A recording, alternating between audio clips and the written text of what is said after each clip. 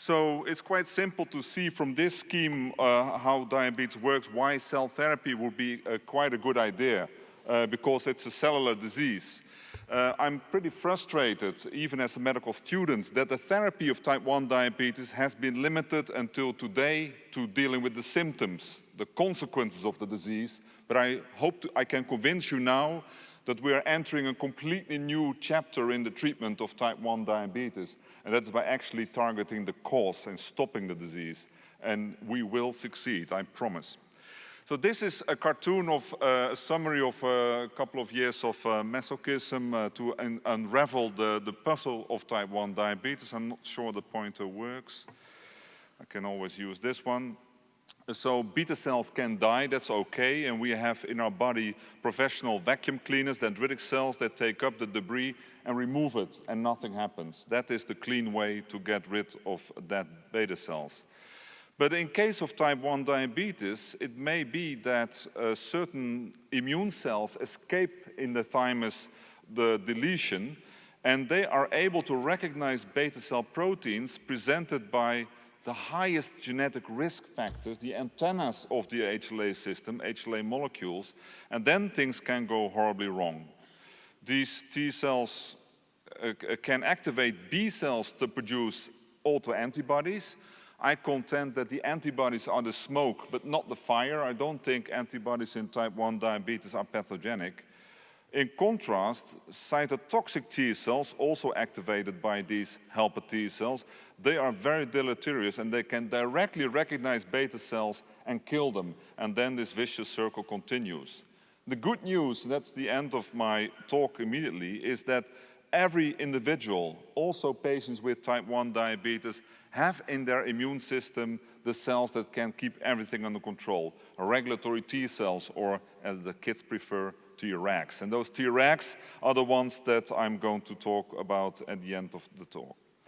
Now, we are blessed in the last few years with a major change in the insight in type 1 diabetes, and I'll share some of the highlights. It's really brand new work, partly building on a consortium that the JDRF has established to collect pancreata of diabetic patients. And we used to be ignorant of what's going on, and we were depending on animal models. They have been misleading in many cases. The situation in human type 1 diabetes is quite different. I show you here a case of an islet of a 12-year-old boy who died 10 months after diagnosis because of the consequences of diabetes, to remind us that it's a deadly disease and we are not coping with it by just giving new insulin. The striking thing is that although this poor boy died of insulin insufficiency, the islets were stuffed with insulin, as shown in green on this slide.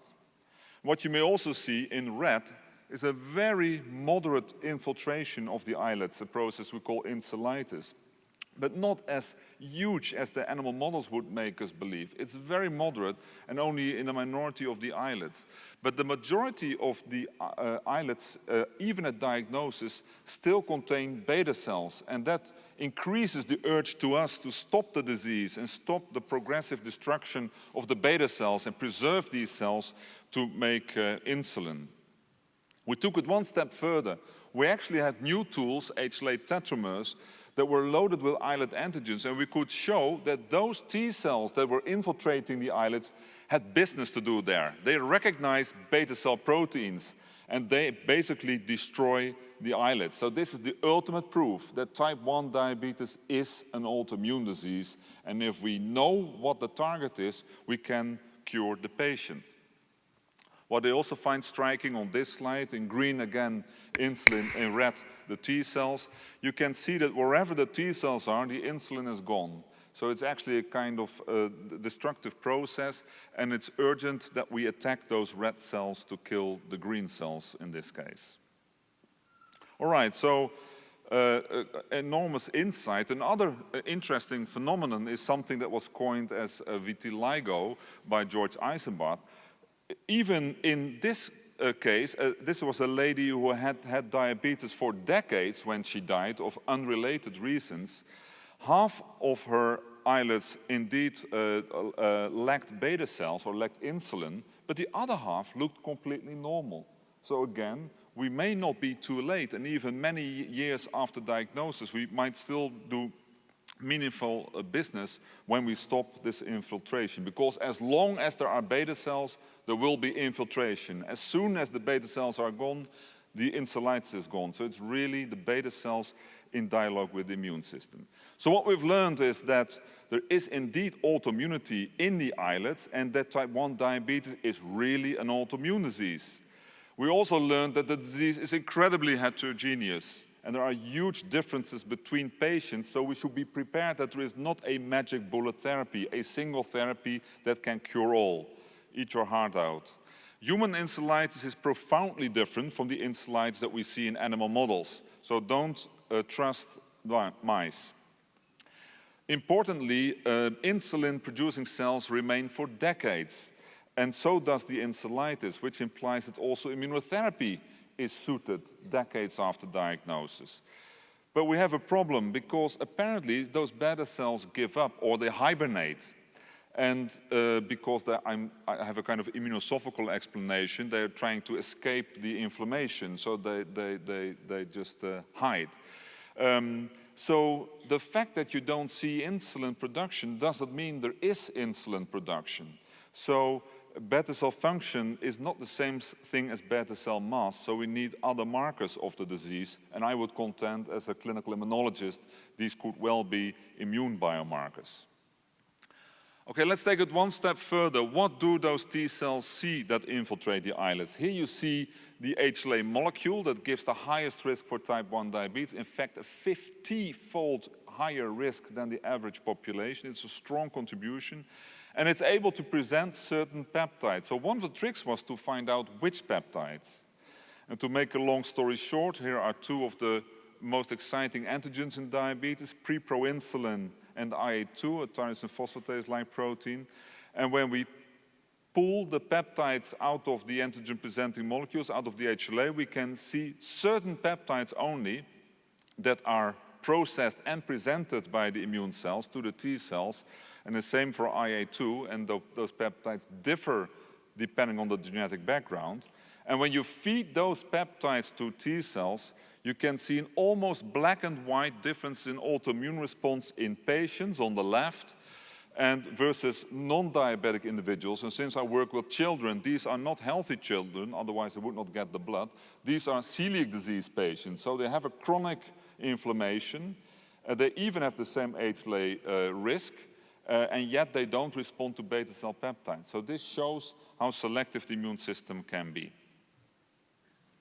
Now, very lately, the old-fashioned model where type 1 diabetes was an example of homicide, where the beta cells were the innocent victims, the sitting ducks waiting to be slaughtered by the immune system, that actually is changing that idea. In fact, there is also some suicide going on because the beta cells, they are actually communicating with the immune system, particularly when they are unhappy. And I will show you some examples of this. So diabetic islets produce chemokines. Beta cells can produce CXCL10, a chemokine also called IP10. And the leukocytes that we saw infiltrating those islets actually have the receptor. So this is one of the first reasons for T cells to even mind about the islets and infiltrate the islets. Another example is over here from my work with Matthias von Herrath, where we can show that islets, one of the first abnormalities in pancreatic islets, even before they get inflamed, is that the HLA is hyperexpressed. And that means that there are even more antennae for the immune system to detect beta cell proteins. So there again an example that beta cells are actually actively involved in their own demise. And the third piece of evidence comes from some of the other autoimmune diseases. Until 2 years ago, we were completely focusing on the native proteins produced by beta cells in our attempts to discover the targets of the immune system.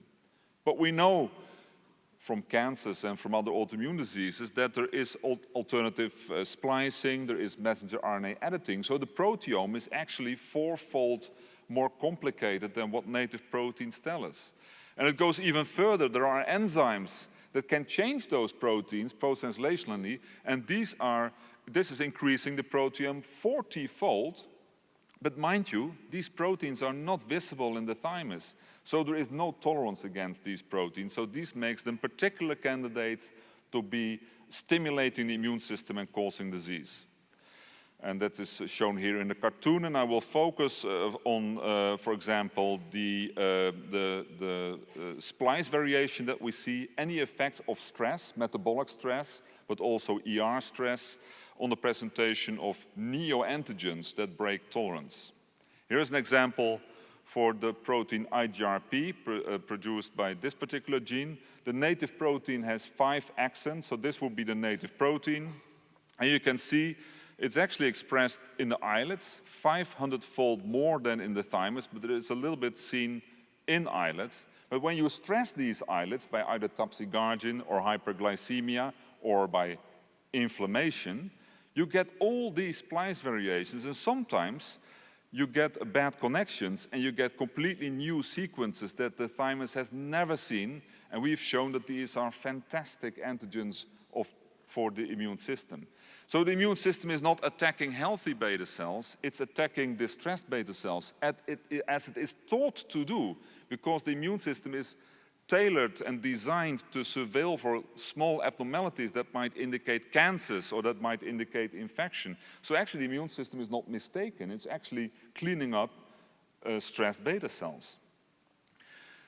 You may remember from celiac disease that the inflammation is not against a native protein either, it is against a deamidated protein of gluten that we find in wheats. And this deamidation creates new antigens. And it is quite interesting to see because many of the target antigens that we are investigating in type 1 diabetes bind very poorly to their receptors, the HLA molecules. I have a hard time getting the arrow out here, so there's hardly any binding. But as soon as tissue transglutaminase arises, it can actually change those glutamins into glutamates, and now you create very strong anchors, and suddenly we have beta cell proteins that would never bind to HLA that bind very strongly to HLA. So we have a key that fits the lock. And interestingly, proinsulin happens to harbor 2 glutamins, they are over here, that we showed to be targets of this enzyme, tissue transglutaminase, that is highly expressed in human islets, but it's only active in type 1 diabetic islets, and it's changing proinsulin to become a very, very strong binder to the highest risk HLA molecule. So now we understand risk, but we also understand why tolerance is broken. And when you take those deamidated peptides that are containing the E's, you can see that the proportion of patients that is responding to these modified peptides is doubling compared to the native peptides. And in many cases, by pro-inflammatory responses, as indicated by red and orange. So it's actually another case that distressed beta cells, they modify the proteome, and that makes them visible to the immune system. And indeed, when you take human islets of Langerhans and you distress them, in this case with tapsigargin, but we have used inflammation and so forth, 30% of the islet proteome is changing. And in this case, I just list all the preproinsulin peptides that we identified.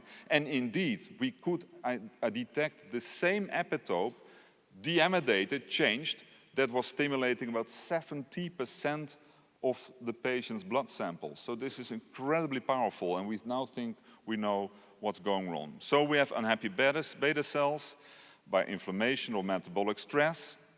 It activates enzymes that can change proteins. Those proteins then are able to bind to the immune receptors.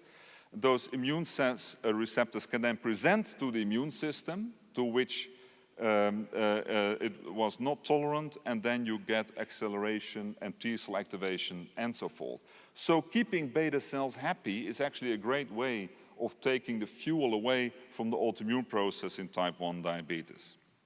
This is great new insight. So how can we use this to cure type 1 diabetes? Well, there we have to think about the balance of the immune system. And the immune system, on the one hand, is protecting us from infections and from cancer.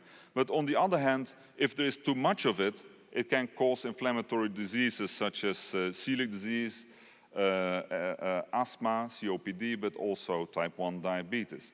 So if you suppress the immune system to deal with autoimmunity, you increase the chances of cancer. I don't want to do that. I love the immune system. I'm an immunologist. So I want, rather than bombard it into submission, I would rather negotiate with the immune system. And the immune system is in balance by itself, and that is nicely shown by this study that we did together with Mark Peakman in King's College in London.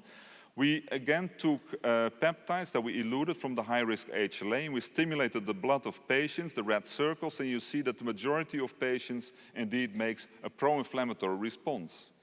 But the striking thing is, if you look at high-risk non-diabetic individuals, they also often respond to these very same peptides, but by a different cytokine, by the anti-inflammatory cytokine IP10.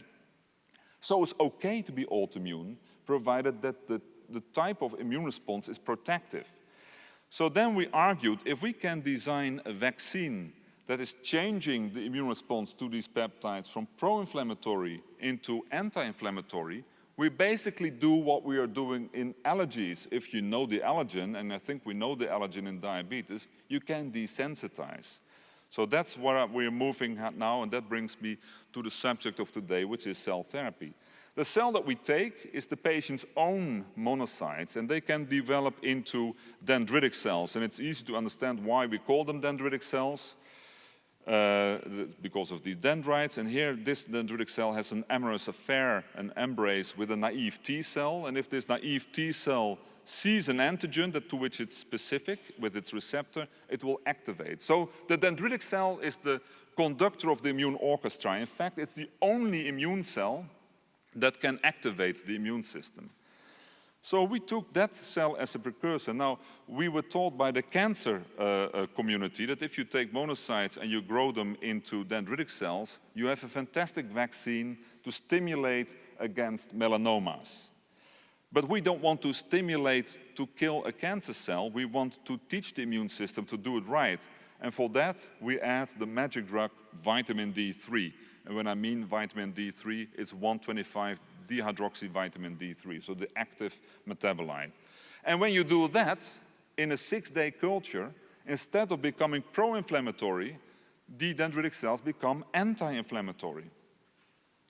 And this is a summary. You saw this slide before. Now you see the summary, what happens when you modulate dendritic cells with vitamin D3. You completely change the immune balance to regulation, but it's antigen-specific regulation. So it's not immune suppression, it's immune regulation by the patient's own cells.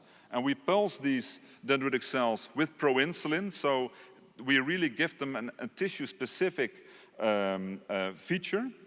And that way, you induce regulatory T cells that, in fact, require the presence of PD-L1. And that's interesting because one of the wonder drugs in cancer that is blocking PD-L1 to get rid of regulation is inducing type 1 diabetes. So it's another example where you have to be careful, moving from cancer to autoimmunity and back. Now, to give you a couple of examples, here I show you in green what we call tolerogenic dendritic cells versus the normal mature dendritic cells. They have different phenotypes, different cell surface markers. They are very poorly stimulating alloreactive responses compared to their untreated counterpart, and they produce tons of IL-10 and very little IL-12. So they are the perfect nature's adjuvant to regulate your immune system. When you look at the transcriptome, you can see that all the pathways that are pro-inflammatory are down, like JAK-STAT, like NF-kappa-B, and the anti-inflammatory pathways are up. So you actually change the whole default of these cells in a stable fashion towards anti-inflammatory cells. And if you then do principal component analyses and look at the proteins that were expressed by those genes, you can see that tolerogenic dendritic cells are looking completely different from their pro-inflammatory counterpart. So that is our adjuvant.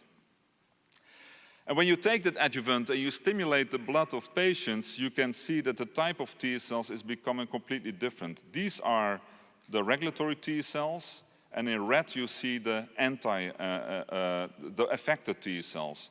And you can see that just manipulating the APCs with vitamin D3 available at every drugstore is able to completely change the autoimmune response into immune protection. We also showed recently in a well-known tabloid that this vaccination is inducing at least 3 different flavors of regulatory T cells. So it's a really powerful way to change the immune system towards regulation, and everything in an antigen-specific fashion. And this is the latest. We were the first to clone the receptor of a regulatory T cell. And this is HLA, and here you can see beautifully how proinsulin, our vaccine, is anchored in this high-risk HLA, and how the T cells are loving it. So it's an antigen-specific response. We're not causing cancer, we're just telling the immune system how to do it right. So this is kind of a summary of what the process looks like. We have monocytes. Normally they would become pro-inflammatory DCs, and they would prime effector T cells from the naive repertoire, but in case when we add vitamin D3, they become anti-inflammatory. Those anti-inflammatory dendritic cells, when we inject them back into the patient, induce regulatory T cells. These regulatory T cells, in turn, in the body, change the existing antigen-presenting cells to become anti-inflammatory. This is called infectious tolerance. And these dendritic cells, in turn, suppress the immune system and prime new Tregs. So you really change the default beyond the lifetime of our vaccine to protect the beta cells from being destroyed. And this brought us, of course, to a clinical trial that, as a matter of fact, started last Friday. And in this case, we do a dose escalation, phase 1, open-label, placebo-controlled safety feasibility study. We called the trial Decence because we thought it was pretty decent to do, and we desensitize and we use dendritic cells, so it all makes perfect sense.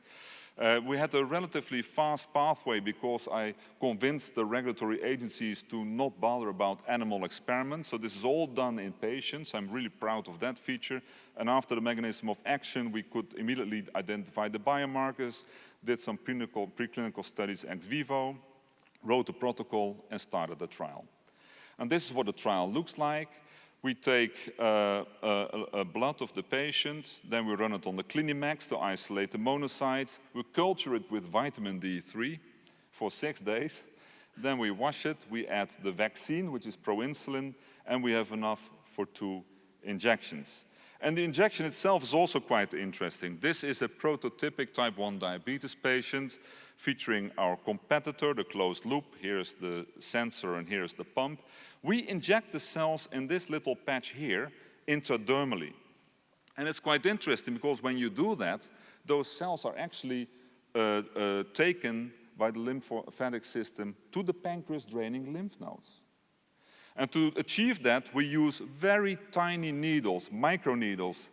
Ladies, these needles are so small that even men can tolerate them. It's very much tolerated by everybody. So this is the way where we deliver those cells in the dermis, and then they traffic, according to this nice map here, to the pancreas draining lymph nodes. Now, since I don't believe animal models, I tested it on myself, and it works. Okay, so we can now move on to clinical assessment. It's a joke, I know. Although it's not that bad.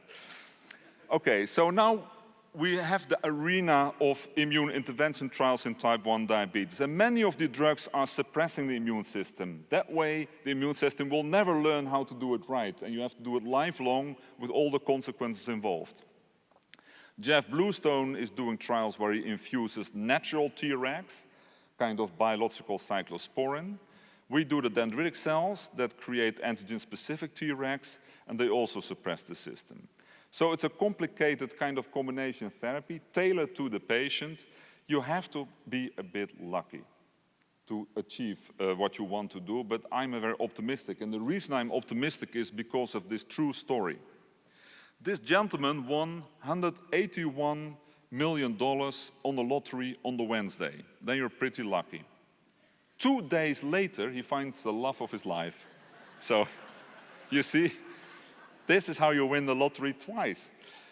And I also note that luck doesn't have a phenotype because neither of them look incredibly happy. But this, to me, is a good proof that, luck exists. So I'm optimistic. But I also did the reality check. Diabetes type 1 diabetes does not come in one color.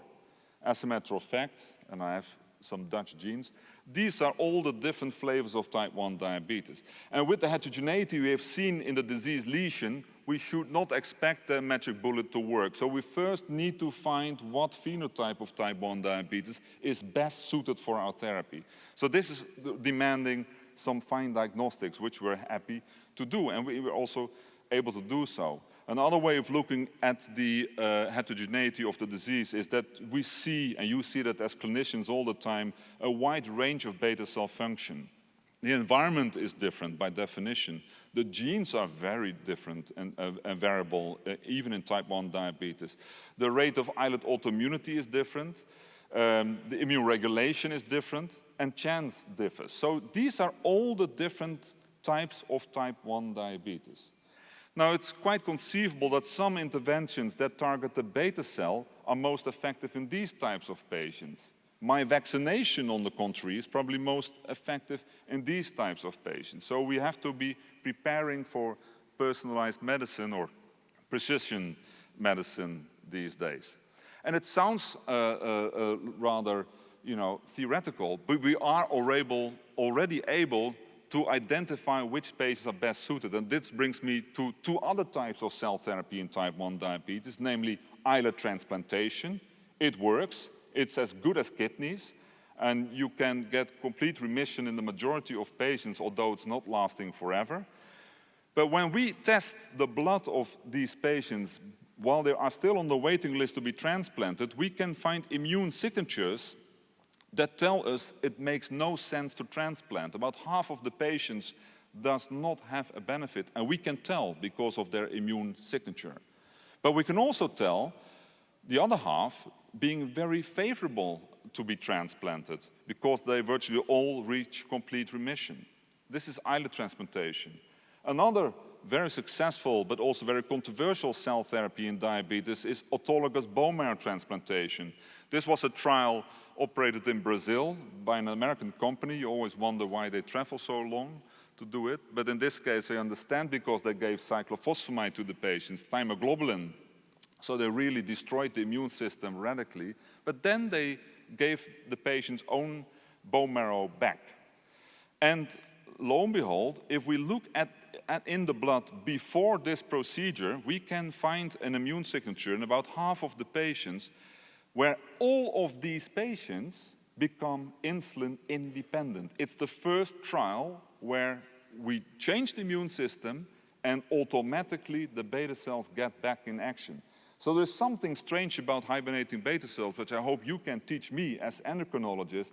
Why are they hiding? And how can we get them back into action, but not before we have stopped the cause of the disease, because otherwise we would just show them, where the islets are. And with that, I thank the people in my team that were helping me to get this to the phase 1 clinical stage. And I am thankful to my sponsors who actually made this work possible to be done. It's quite expensive, but it was worthwhile doing. And with that, I thank you for your attention. Thank you very much.